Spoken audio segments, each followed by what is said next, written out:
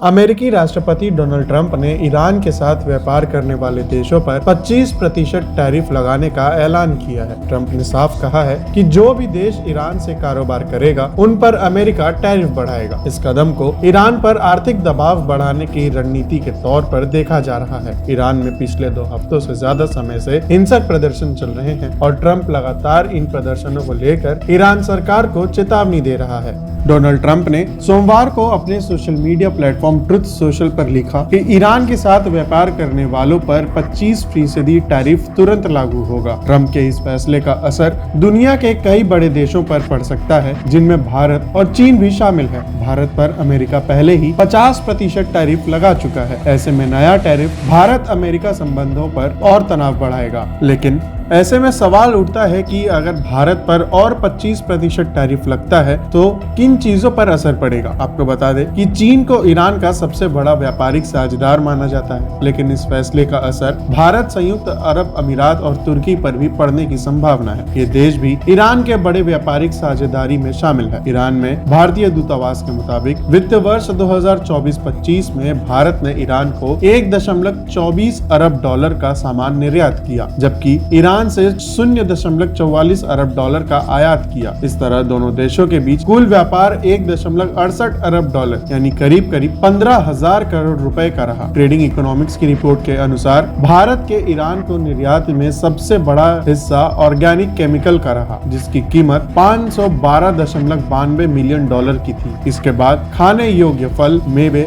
खट्टा फलों के छिलके और खरबूजे करीब 311.60 मिलियन डॉलर के रहे। वही मिनरल फ्यूल, तेल और डिस्टिलेशन से जुड़े उत्पादों का कारोबार 86.48 मिलियन डॉलर का रहा।